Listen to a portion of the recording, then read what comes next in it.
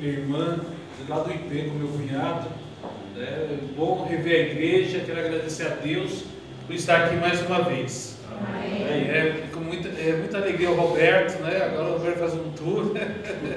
Mas a irmã Bela me convidou, ela convidou, eu falei sim, né? Para a irmã, eu não sei falar não para ela, ela me convidou assim correndo, eu estava subindo ali, eu já tinha dado o toque. Mas eu agradeço a Deus. Aí antes de ontem o ancião lá da igreja que eu frequento falou se eu podia, e hoje eu falei, não, já estou marcado. Já venho então desde manhã aqui, hoje estamos todos descansados, com certeza ninguém vai dormir, porque tivemos uma hora a mais, mas viu como o dia ficou longo? Deu para fazer bastante coisa hoje. Graças a Deus você está aqui. Amém. E hoje o tema que Deus colocou no coração é o poder da igreja. Que poder essa igreja tem? Mas é o poder de ligarmos com Deus. E o que seria essa ligação? Quantos aqui já empinaram pipa na vida? Eu já tentei, mas não consegui.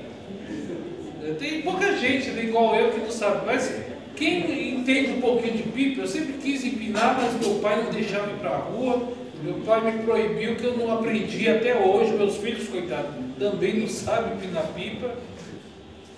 Mas vocês já viram a pipa? A pipa tem um segredo. Para você soltar a pipa, você tem que ter linha.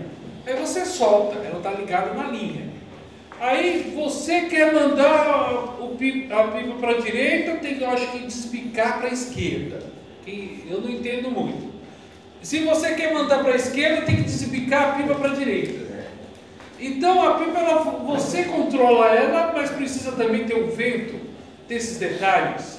Agora já imaginou você e nós, no lugar do pipa? Se eu fosse um pipa, eu ia pensar, puxa, se eu não tivesse essa linha que me prendia, eu ia voar muito mais alto. Se eu não tivesse essa linha que me prende, eu ia voar pelas montanhas, né, irmão Carlos? Eu ia voar pelos estados, ia na Bahia, no instantinho, eu ia voar pelos países. Sem essa linha me prende. Sem essa linha eu poderia fazer o que eu quiser. E eu quero lembrar para vocês que essa linha é o nosso contato com Deus. Que essa linha é os mandamentos que nos liga a Deus. Se você tem um pipa e corta a linha, o que acontece com ele? Fica mandado. O pipa sobe ou cai? Cai. Você sem o contato com Deus, com essa linha, nós sem o contato com Deus, quando estamos em contato, nós vamos cair. Nós somos mandados. Nós não temos nenhum controle sobre a nossa vida. O pipa sem a linha, ele é mandado, ele vai cair na lama, vai enganchar das árvores, vai ficar no poste. O pipa sem a linha, ele não serve de nada, ele vira lixo, ele é mandadão. Por isso é importante a ligação, essa linha com Deus. Através da oração, através dos mandamentos. Aí quando eu estou na linha, essa linha que vai me direcionar para um lugar legal. Me direciona para os melhores lugares. Então quando eu estou ligado com Deus, Deus me direciona para os melhores lugares. Amém. Quando eu estou ligado com Deus, eu vou mais alto, sob controle. E quando quem está empinando quer me trazer de volta, ele me traz seguro, para um lugar seguro, e outro dia eu posso voar de novo.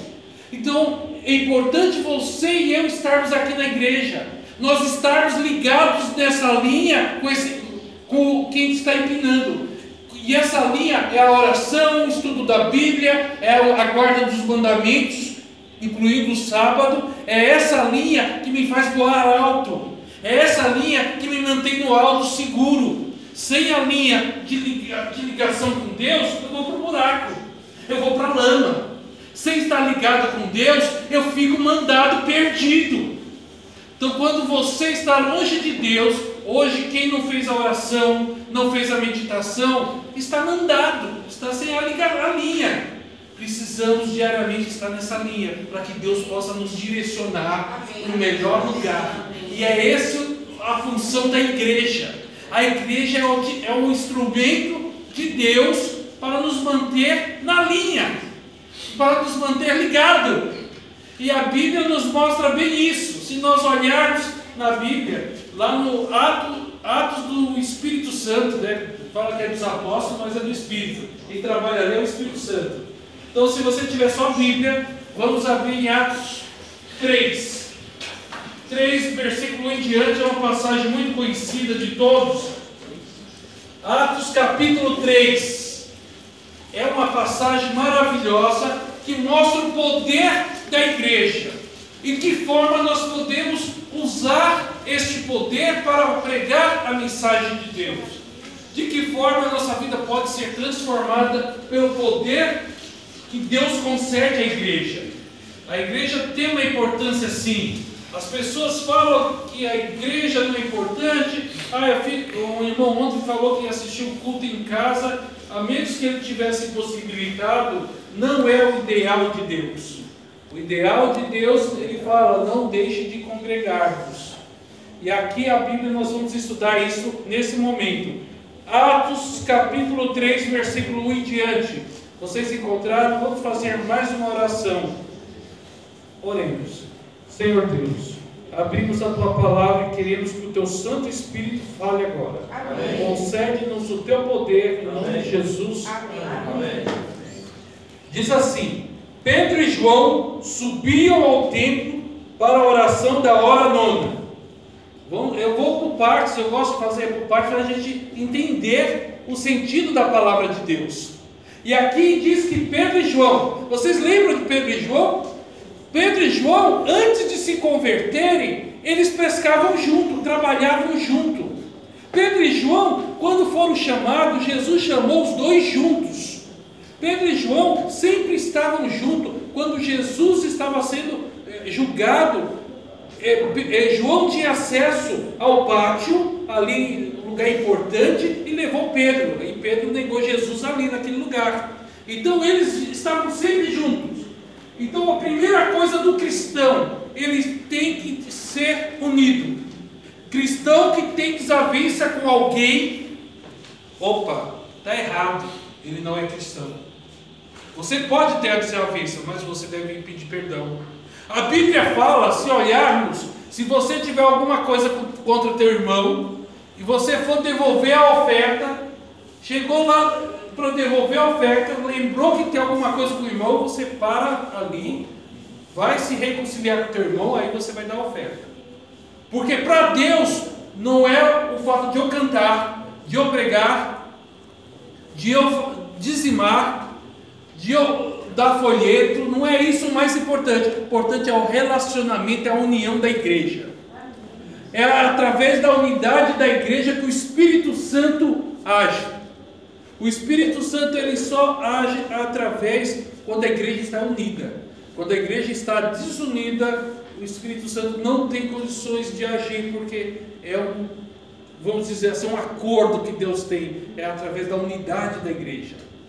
Para o Espírito Santo em Pentecostes cair, a igreja ficou em oração, como vai ter agora, ficou no cenáculo durante 10 dias em oração. E quando os irmãos saíram do cenáculo, a sombra deles curava. O poder que tem uma igreja unida e que ora. Por isso é importante esse momento de oração que vai começar nessa semana agora. É importante estarmos unidos, fazermos as pazes com as pessoas, para o Espírito Santo atuar na minha vida. Então a Bíblia certas condições para que Deus possa nos abençoar. E aqui a união é importante. Pedro e João estavam indo aonde? Na igreja, no templo. O templo era judaico. Jesus tinha sido crucificado, ressurreto, subiu aos céus, mas mesmo assim os cristãos continuavam se reunindo no horário de culto, às 3 da tarde, que era a hora nona, no templo, para buscar a Deus. Por isso que estamos falando aqui, a igreja tem uma importância sim, de estarmos aqui para buscar o poder de Deus. Você está aqui Deus vai abençoar a tua e a minha vida. Amém. E é porque eles iam buscar a Deus em oração na hora nona. No verso 2: era levado um homem coxo de nascença, o qual punham diariamente à porta do templo chamada Formosa, para pedir esmola aos que entravam. Olha só, esse moço, ele tinha mais ou menos 40 anos, e ele era um coxo, paralítico de nascença, a perna tudo fininha, atrofiada, torta, e ele que sonhava em ser curado, e ele ouviu sobre um Jesus que curava, e ele ouviu sobre um Jesus que operava milagres, e ele ouviu sobre Jesus, e ele queria encontrar com Jesus, mas ele não podia porque ele era paralítico. E quando ele conseguiu chegar até Jerusalém, ele descobriu que Jesus, aquele que podia curar, tinha sido morto e ressurreto. E ele ficou decepcionado. Aí as pessoas tiveram a brilhante ideia de colocar ele na porta do templo para pedir esmola, porque as pessoas estavam indo cultuar a Deus. E na teoria, a pessoa, quando veio à igreja buscar a Deus, o coração transborda em amor e ela ajuda o necessitado. Eu quero dizer, vamos fazer aqui um paralelo. Muitas pessoas aqui nesta noite não conseguem usufruir das bênçãos de Deus na casa de Deus, ficam na porta vivendo de esmolas.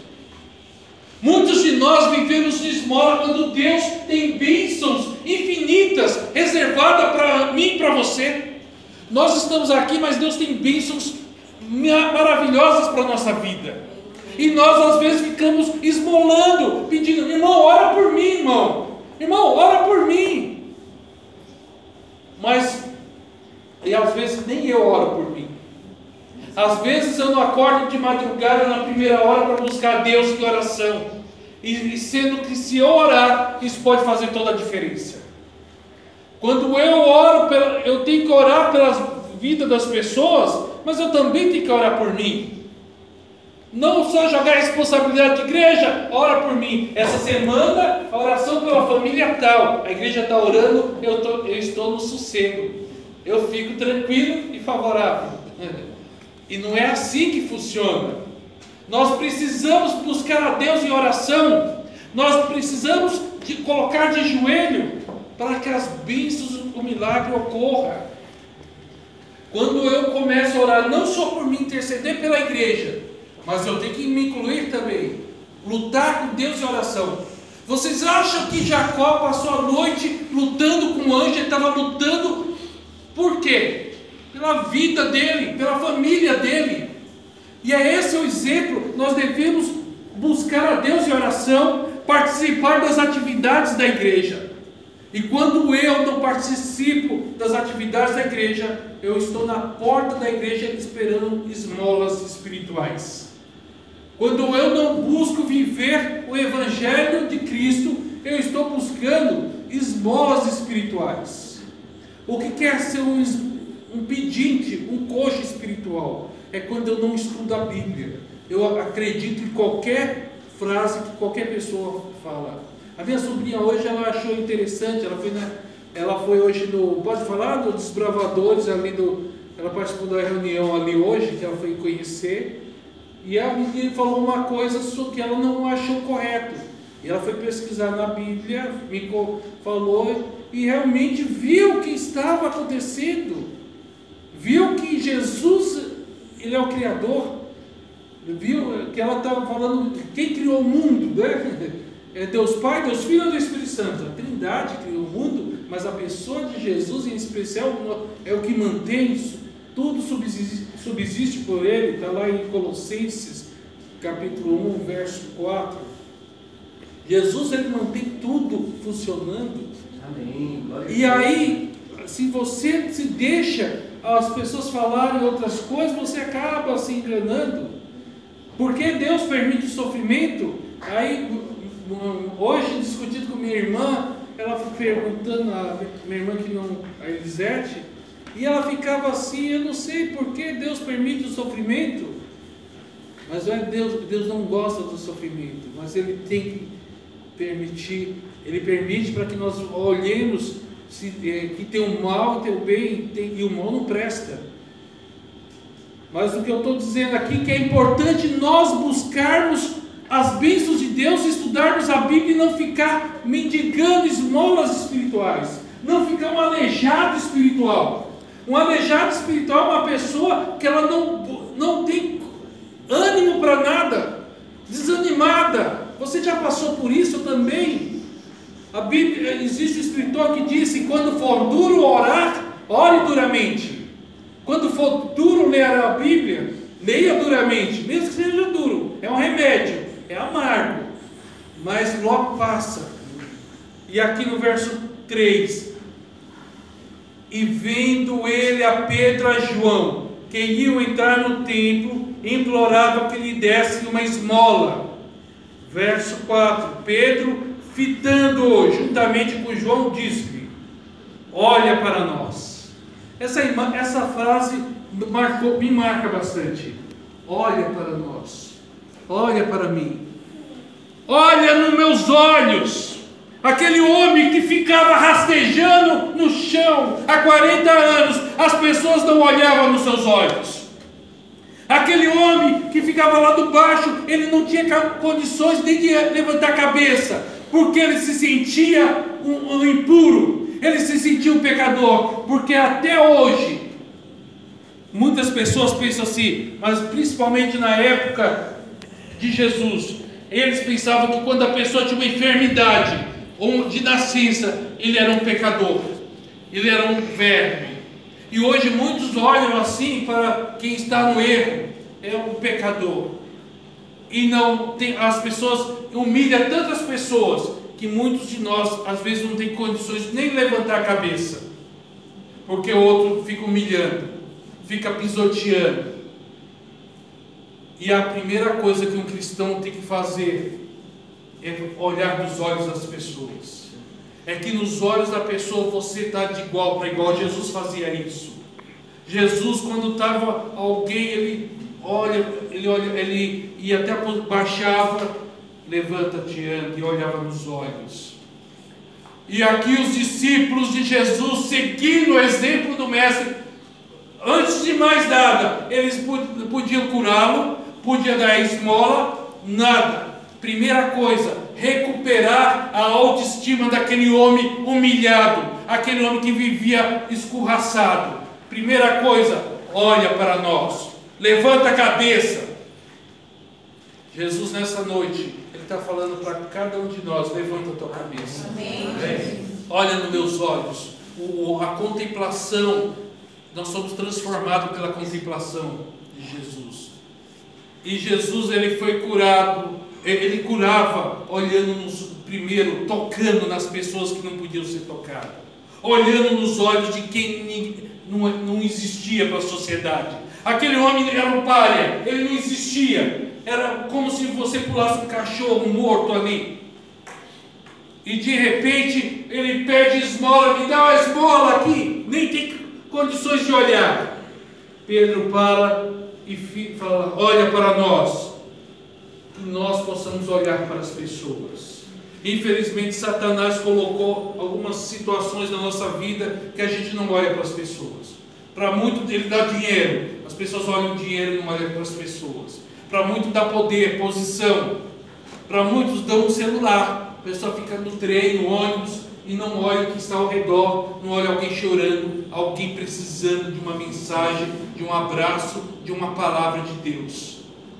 A distração é uma desgraça hoje para o cristão, porque o cristão ele não percebe a necessidade do próximo, ele não olha para o próximo, e as pessoas estão se matando, suicídio, depressão, angústia, as drogas. Muitos desses jovens que estão das drogas é porque não teve alguém que olhasse nos olhos dele e falasse: Jesus te ama. Muitas das pessoas que estão com depressão, tomando remédio, tarja preta, é porque não teve alguém que olhasse nos olhos e falasse para ele que tem um Deus que se preocupa com ele. Nós precisamos olhar nos olhos das pessoas. Esse é o primeiro processo de cura. Olha nos meus olhos. Você é alguém, você é importante, você existe e Deus se preocupa com você.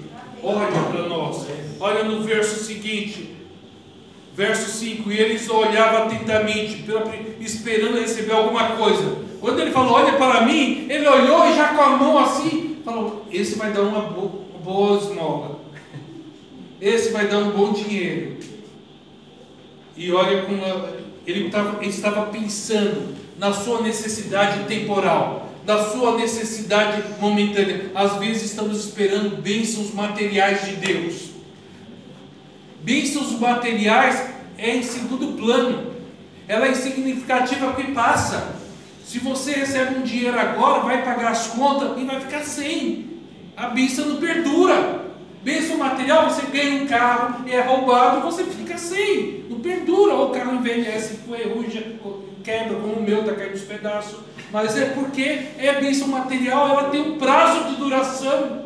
Mas a bênção que Deus tem para cada um aqui é uma bênção espiritual, a bênção eterna. E Deus tem aqui para a igreja, para a sua vida, é preocupar uma bênção eterna, que dure para a eternidade. Que a presença do Espírito Santo, é Ele que nos serve. E aqui, olha que coisa interessante, no verso 6, Pedro, porém, lhe disse, não possuo nem prata nem ouro, mas o que tenho, isso te dou. Em nome de Jesus Cristo Nazareno, anda! Amém. Jesus diz nessa noite, a bênção que Ele tem para cada um de nós não é prata, não é ouro, não é bênção material, mas é a bênção do Espírito Santo que vai nos levantar dessa paralisia espiritual e nos vai fazer andar, olhar para as pessoas, socorrer as pessoas, trabalhar na igreja. Andar é muito mais do que ficar só esquentando o banco. Andar é atuar na obra de Deus, é dar um testemunho, é dar um abraço, é dar um livro, levar um mantimento, é orar, é andar espiritualmente falando. Pedro, olha só, Pedro e João, eles eram o quê? Líder da igreja, era o presidente da associação geral da igreja cristã no início, e todo o dinheiro da comunidade passava pelo bolso deles. Então subentende que eles eram para ter dinheiro, não é verdade? Mas que eles usavam tudo na obra de Deus, eles não tinham nada, eles não tinham, o bolso deles era igual o meu, não andava com dinheiro. Eles eram, se você está sem dinheiro, não se preocupe, Pedro e João, eles não tinham nem ouro nem prata, porque eles usavam o que eles tinham para a obra de Deus. Porque a igreja estava no primeiro amor, a igreja doava, entrava muita doação, mas eles usavam tudo, tanto é que o evangelho crescia, e eles não tinham nem ouro e nem prata. São Tomás de Aquino estava conversando com o Papa Inocêncio, e o Papa falou: Tomás, hoje a igreja não pode falar que não tem nem ouro nem prata. Aí o Tomás olhou para ele: também a igreja não pode falar, levanta-te e anda.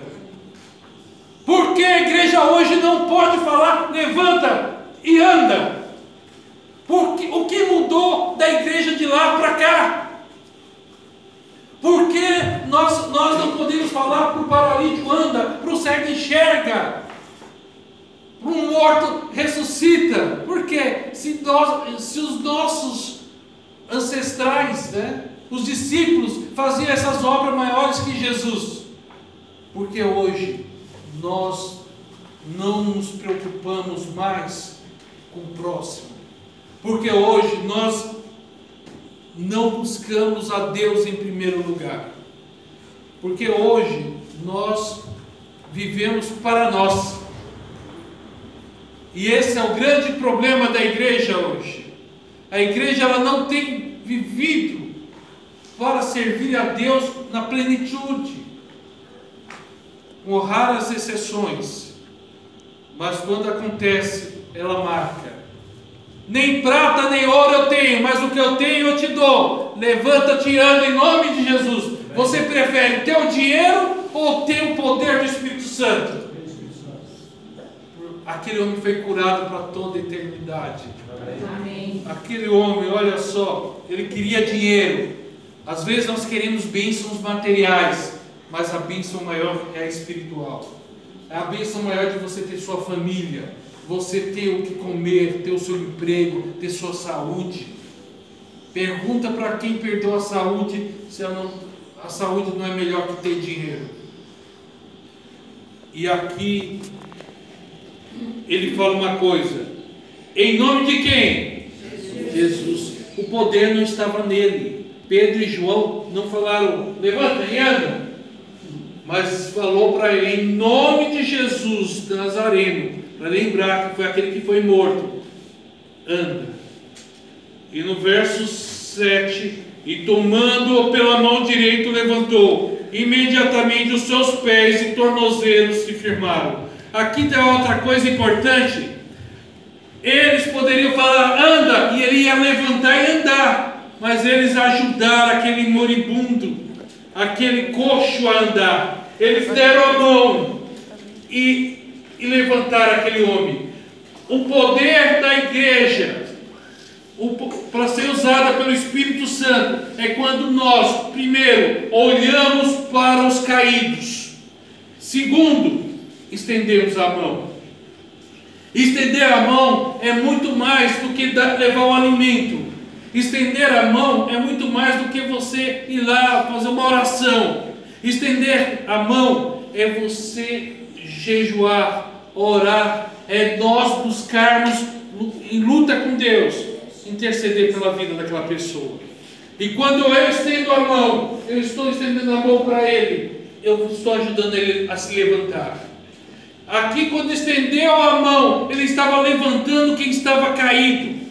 Aquele homem que estava caído naquele momento de cura, eles poderiam só falar, anda, e o Espírito Santo entrar nele e ele ia andar. Mas Pedro fez algo muito mais do que falar, muito mais do que só orar. Ele estendeu a mão. Estender a mão é ajudar a pessoa, é levar a pessoa todos os dias, é falar de Jesus para aquela pessoa, é levar ela para casa, é dar o alimento, é dar a roupa, é dar o banho, é na igreja, é sentar junto, é muito mais, é uma entrega total. E ele estendeu a mão. Muitas vezes nós não estendemos a mão àquele que está caído. Muitas vezes eu falo por mim mesmo, não estendo a mão à pessoa que cai em pecado. Eu prefiro ficar comentando, ficar fofocando, né? Acusando. Fulano fez isso errado. E quantas vezes eu vou lá visitar e orar? Quantas vezes eu vou lá interceder por aquela pessoa? Isso inclui também os missionários e pastores, porque antes de serem pastores, eles são homens pecadores igual nós. Eles necessitam de visita. Cobramos, o pastor não me visita. Pastor, não vejo o pastor na igreja, não visita. Não sabemos o problema que ele está na casa dele. Quantos pastores, os lares estão desfeitos, mas a igreja, dificilmente eu vejo a igreja visitar um pastor, um obreiro da igreja. Ele também precisa de visita, ele precisa de oração, como todos nós. Estender a mão é entregar-se por inteiro a ajudar o que está caído. Ele estendeu a mão àquele caído, e olha o que aconteceu. Imediatamente os seus pés e tornozelos se firmaram. Quando nós estendermos as mãos um para os outros, toda a igreja vai se firmar, vai se colocar de pé.